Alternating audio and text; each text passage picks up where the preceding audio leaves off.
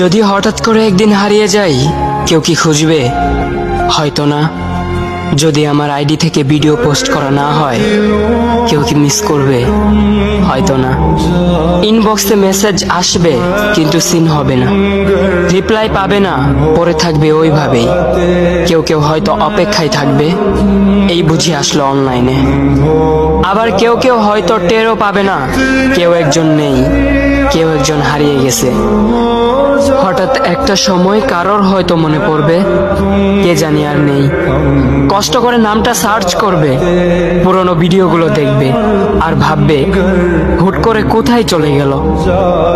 আবার কেউ কেউ হয়তো একদিন দুই দিন না পেয়ে ফ্রেন্ড লিস্ট থেকে আনফ্রেন্ড করে দেবে।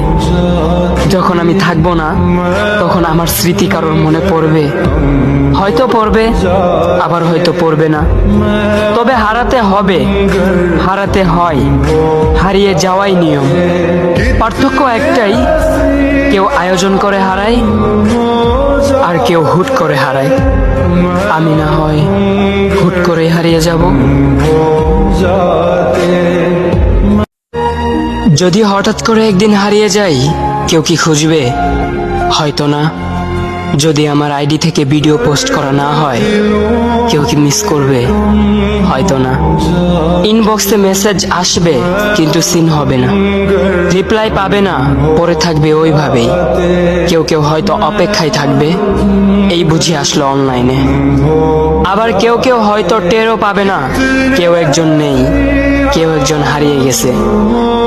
হঠাৎ একটা সময় কারোর হয়তো মনে পড়বে, কে জানি আর নেই।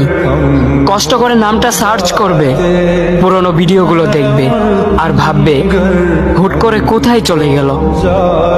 আবার কেউ কেউ হয়তো একদিন দুই দিন না পেয়ে ফ্রেন্ড লিস্ট থেকে আনফ্রেন্ড করে দেবে। যখন আমি থাকবো না, তখন আমার স্মৃতি কারোর মনে পড়বে, হয়তো পড়বে, আবার হয়তো পড়বে না। তবে হারাতে হবে, হারাতে হয়, হারিয়ে যাওয়াই নিয়ম।